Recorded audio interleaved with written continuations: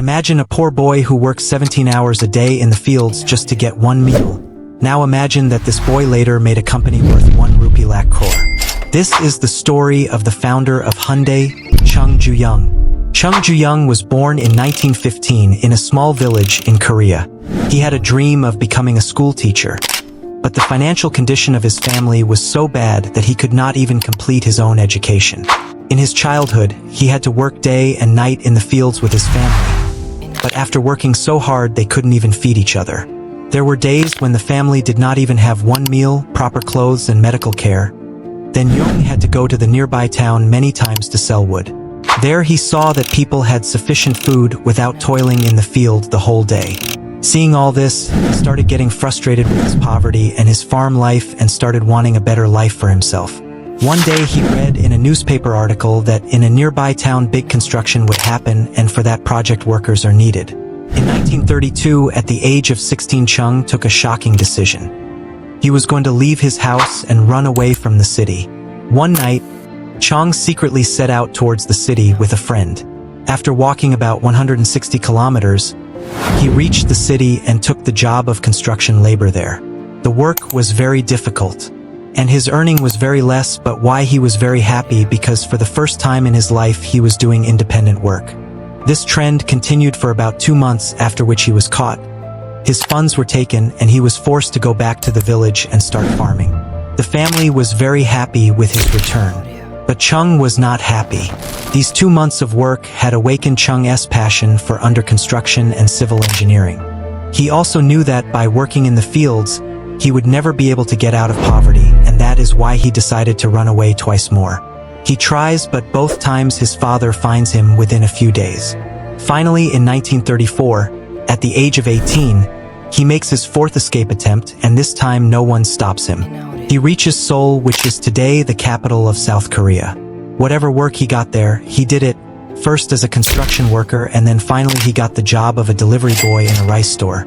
The customers and shop owners were so impressed with his work that within 6 months, he became the store's manager.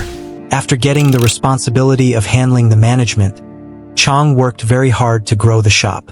In 1937, the owner of the store fell seriously ill, and he took a surprising decision. Seeing the hard work of Chung, he handed the store over to him. At the age of 22, Chung became the owner of the business from the employee. Chung worked even harder and built trust and reputation in the market, due to which business grew rapidly. Everything was going well. Then a tragedy happened. It was the time of World War II, and at that time, Japan was ruling Korea. The Japanese wanted sufficient rice supply for their army during the war, and it overtook all the rice shop ownership in Korea, including Chung's rice shop. All of his hard work was destroyed at once. He was very sad, but he did not give up. If I do anything with all my heart, I can be successful in it. With this thought, they started looking for a business in which there was no interference from the Japanese government. Very soon he started focusing on the car repair business, and in 1940, took a loan of 3,000 rupees and opened an Ado service garage. But this time the luck was so bad that within a month of opening, the garage failed. A fire broke out and everyone was burnt to ashes. Jung's situation was quite difficult. He had to repay his loan and also compensate the customers for their losses due to the fire. A normal person would have given up in such a situation, but Chung, he faced the problem as usual. He took a fresh loan of 3,500 rupees and built a better garage than before. Chung noticed that the biggest problem of the customers was that it took several weeks to get their cars repaired. Hence he adopted speed as his main focus, where competitors used to take 20 days for a certain repair, whereas today Chung could do this repair in 5 days. His garage became so successful that in the next 3 years, his workforce grew up to 80 employees. Business was going fast, and then another major disaster happened. Japan needed to make war-related equipment for World War II. Hence, Japan took the ownership of his garages and merged it with a local steel plant. Once again, the business he had built with years of hard work was taken away from him in one fell swoop. Chung was back to a poor life again, and he had to return to the village with his family. But this time he had savings of 50,000 rupees and was confident that he would build a business again. With the end of World War II, Japan's rule in Korea also ended where in 1946 Chung came back to Seoul and restarted his car repair business. The business was the same as before, but this time the name was New Hyundai Auto Service. The car repair business was going well when Chung noticed that America was constructing buildings for its military forces. He spotted a big opportunity in the construction business. He did not have much experience in construction, but he had that passion for construction. That is why he established Hyundai Civil Works Company in 1947 at the age of 31 and entered the construction business. In the beginning he got very small jobs, but by 1950, his company was getting major construction projects, and now this had become his major business. Everything was going well when another twist came in the story. In June 1950, North Korea attacked South Korea. North Korea troops were very close to Seoul, due to which Chung had to leave his entire work and run away to Busan City with his savings. But even after such a big crisis, Chung did not give up. At this time, US Army, along with South Korea, is fighting with the North Korea Army. The war was on and they needed tents, warehouses, and army headquarters. Chung observed that the Americans were not short on money. They just needed reliable and timely delivery, and Chung gave the Americans just that. He started back with a small team. Due to his reliability, he developed a very strong relationship with America. The South Korean government began building bridges, dams, and started building roads rapidly. Hyundai played a major role in all this and saw exponential growth in business.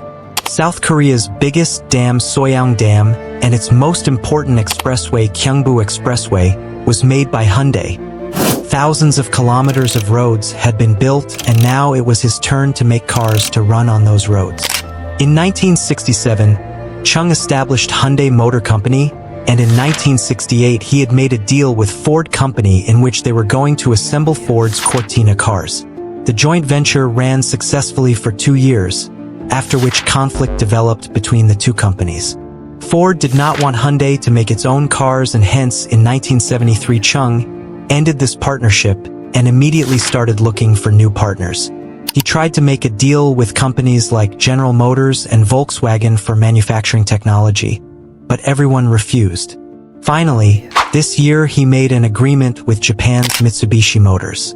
Mitsubishi was ready to give Hyundai its car-making technology, and its best part was that as per this deal, Hyundai could sell its own branding car. During the same time, the South Korean government issued an order for automobile companies to build a citizen car. A car that is affordable and reliable and only uses parts made in South Korea. In 1976, Chung set up a new plant, and Hyundai made South Korea's first ever mass-produced Hyundai Pony. Due to its affordability, it became so successful in South Korea that within no time Hyundai captured 60% of the market, captured the share and became the biggest car company there. But there was a catch. The total car market of South Korea was only 30,000 cars, which was not sufficient to be profitable. Also, Hyundai Pony was a big success in South Korea, but it was a huge failure in the overseas market. The biggest failure was that the quality of the car was not good. The paint would fly away in the summer, and there were regular mechanic issues, and due to these reasons, Hyundai Motor Company was running in losses for the last 7 years. People told Chung that they should fix this company as soon as possible. If possible, it should be closed as soon as possible, but Chung's decision made everyone shocked. Far from closing the company, he was going to build a new car factory in which 3 lakh cars could be produced every year. The management of the company did not understand this decision. Who will buy 3 lakhs cars in a market of 30,000 cars? But Chung knew the solution. The answer was that the South Korean economy was booming, and every year thousands of people were coming out of poverty and becoming economically empowered, which meant that the demand for cars was going to increase rapidly in the next few years. Plus, Hyundai's new car was specifically made to export to foreign countries. Hyundai launched its Pont 2 car with many improvements. Not only this car was a super hit in South Korea, but it also got popularity in countries like Africa, Latin America, and Canada. In the next few years, Hyundai had become profitable by selling 4 lakh cars. Hyundai was now established as a decent car company at the global level, but the world's toughest and biggest car market, which is USA, it is still to be cracked. In order to transform from a decent car company to a major car company, it was necessary to be a successful market in the USA, but competition was huge in the mid and large-sized American car market. When Hyundai studied that market, it saw that the Japanese had captured the compact car segment. That's why Hyundai targeted the subcompact market, where the competition was virtually zero. Also, Hyundai saw that the market for second-hand cars was huge in the USA. They offered their new Hyundai Excel to these customers at second-hand prices, and that too with a 5-year warranty. This strategy shook the market. Second-hand car buyers instantly shifted to Hyundai Excel. In 1986, Hyundai sold around 170,000 Excels in it, and in 1987 it sold around 260,000 in the USA. In both these years, Hyundai Excel became the top-selling car in the USA. With this, Hyundai was established as a major car company at the global level.